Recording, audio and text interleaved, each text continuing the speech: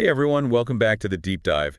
We're all about getting to the bottom of complex topics here, Mhm. and today we're diving into something that's, well, let's just say it's a bit of a rabbit hole. That's one way to put it. We're talking about the JFK assassination. Yeah, specifically some of the controversies and alternative theories that have kind of, swirled around it for decades. Right, and we're basing this deep dive on some material we came across from Candace Owens' YouTube channel. It's a transcript from one of her discussions, and it lays out a very specific viewpoint connecting JFK's assassination to things like the American Zionist Council, the precursor to AIPAC, Right. Israel's nuclear program, and even allegations of blackmail involving some pretty big names. Okay, so obviously November 22nd, 1963, Dallas, that's where it all went The down. motorcade, the shots, the chaos, it's a moment seared into American history. But the source we're looking at kind of takes us back a bit further. To understand their take, we need to start with Eisenhower, specifically his farewell address. Ah, yes. Ike's warning about the military-industrial complex. Right. He was really concerned about this growing concentration of power, the influence of the military and defense industries on government policy.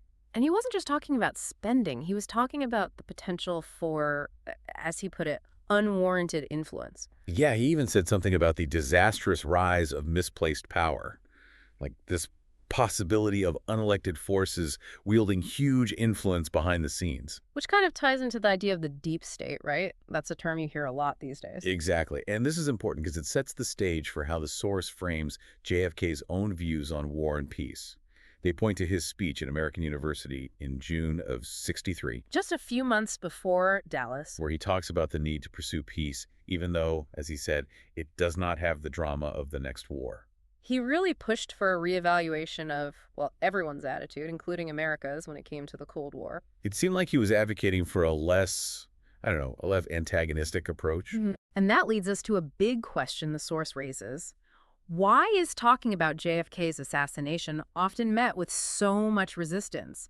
Why is it almost immediately labeled a conspiracy theory? Yeah, and they specifically point to pushback from what they call Zionist accounts. Right, which is where the focus of this source really comes in. They dig into JFK's relationship with the American Zionist Council, or AZC, which, as you mentioned, eventually became AIPAC. And the main point of contention here is the Foreign Agents Registration Act, or FAR.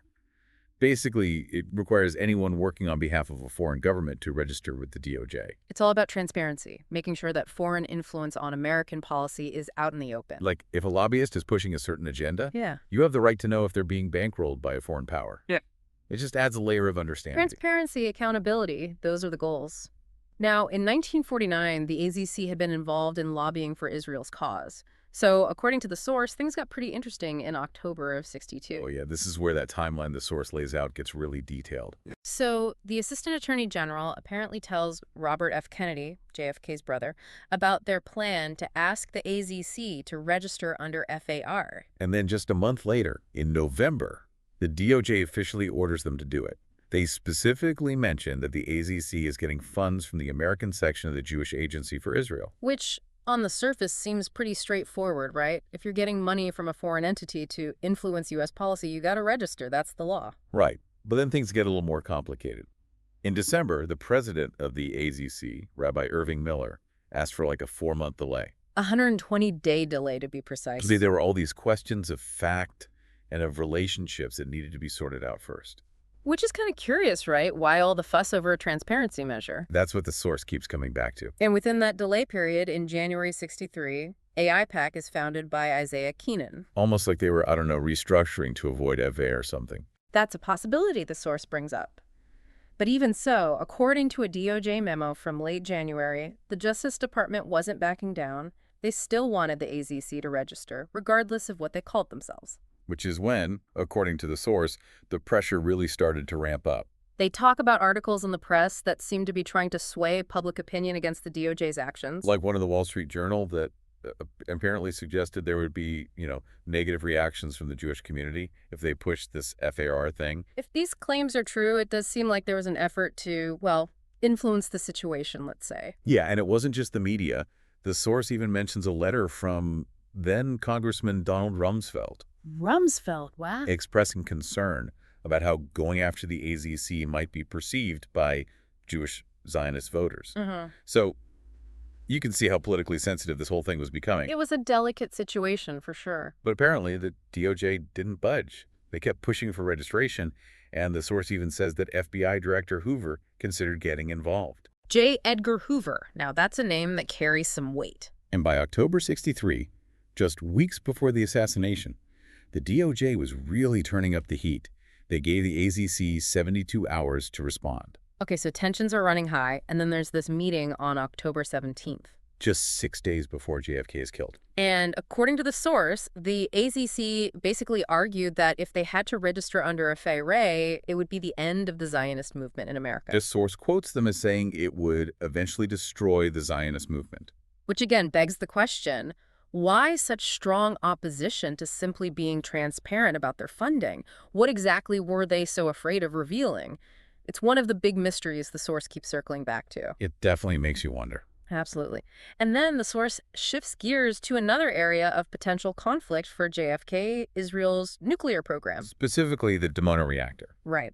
Now, this is a complex issue that's still debated today, but back then, there were serious concerns about Israel developing nuclear weapons. And the source claims that JFK and Ben-Gurion, who was the prime minister of Israel at the time, butted heads over this.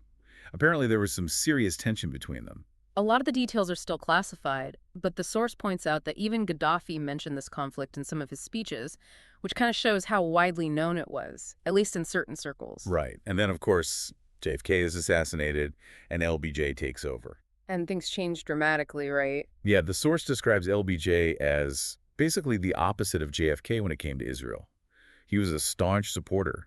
And they even point to instances where LBJ allegedly tried to block Eisenhower from cutting aid to Israel back when he was in Congress. Interesting. So he was pro-Israel long before he became president. According to this source, yeah. And the Israeli newspaper, Israel Hayom, is even quoted as saying LBJ was the most uniformly friendly to Israel of all U.S. presidents. They even quote LBJ telling an Israeli diplomat, "You have lost a very great friend, but you have found a better one." Wow. Yeah. That's a pretty direct statement. It really shows how much the relationship shifted under LBJ. And what does the source say about how that translated into actual policy? They talk about a number of things, like LBJ basically stopped pressuring Israel about Dimona. He increased arms sales to them. And after France slapped an embargo on Israel, guess who became their main weapon supplier? The U.S., I'm assuming. Bingo. So definitely a very different approach from JFK. And the source even throws in some speculation about LBJ's personal ties to Zionism. Right. They mention his aunt, Jessie Hatcher, who is apparently a member of a Zionist organization. Interesting. And they even bring up Rabbi Shmuley Boteach, or Rabbi Shmulden, as the source jokingly calls him. He's written about how LBJ might have actually had Jewish ancestry on his mother's side, something about German immigrants in the 1840s. It's not confirmed or anything, but the source presented as an interesting tidbit. It's always fascinating to explore those kinds of family connections, right? How they might shape someone's worldview. Totally. Okay, so we've covered JFK's issues with the AZC and his disagreements with Israel over its nuclear program. Now, the source moves on to the CIA. The CIA. Always a topic ripe with intrigue. Right. And the source claims that JFK was seriously disillusioned with the agency, especially after the Bay of Pigs disaster. Which, let's be honest, was a major screw-up. Yeah, a total embarrassment for the U.S. And apparently JFK was so furious that he wanted to dismantle the CIA altogether. There's actually a quote from a 1966 article in the New York Times where it says JFK wanted to splinter the CIA in 1,000 pieces and scatter it to the wind. Wow, strong words. And of course, this was right after Allen Dulles had been forced to resign as CIA director. Yep. Dulles had been in charge for 8 years, from 53 to 61, and the Bay of Pigs was pretty much the nail in his coffin. A lot of people blamed him for that debacle. And this is where the source gets really interesting, because they start talking about the possibility that Dulles himself was being blackmailed. Blackmail? Now we're getting into some serious spy novel territory. Right. And the source brings up this article from AMI magazine as evidence. AMI magazine. For those who don't know, it's an international news magazine that's geared towards the Orthodox Jewish community. It's published in New York and Israel. And this particular article is called Blackmailing Rockefeller: The Scandal That Helped Israel Become a State. It was published in February 2021. So relatively recently. Yeah. And the author is John Loftus, a former federal prosecutor who made a name for himself exposing Nazi war criminals. Okay, so he's got some serious credentials. Exactly. The source is definitely trying to establish his credibility here. Makes sense. So what does Loftus have to say about all this? Well, before we get to that article, the source talks about this book Loftus co-wrote in 2008 called The Witness Tree. Apparently, it's a historical novel that was published in Canada but had trouble finding a publisher in the U.S. because of its controversial content. Oh, what was so controversial about it? Well, according to the source, it alleges that the families of two CIA directors were laundering money for Nazis after World War II. Whoa, that's a bombshell. And that's not all. The source says the book also claims that Reuven Shiloh, the founder of the Mossad, blackmailed Nelson Rockefeller to get his support for the creation of Israel. Apparently the book is really hard to find in the U.S. now, almost like it's been suppressed or something. That's definitely suspicious. Okay, so we have this backdrop of alleged Nazi connections and blackmail. Right. And then the source talks about how Loftus met with Dov Shiloh, Reuven Shiloh's son. Apparently, Dov told Loftus all about his father's role in securing the UN votes for the partition of Palestine, which was a key moment in the creation of Israel. Okay, so now we're getting to the heart of the Ami magazine article, right? The alleged blackmail plot. Exactly. And it's wild. Loftus claims that Alan and John Foster Dulles, the brothers, created these front companies to hide Nelson Rockefeller's investments in Nazi Germany. Hold on. Rockefeller was investing in Nazi Germany. That's what Loftus alleges.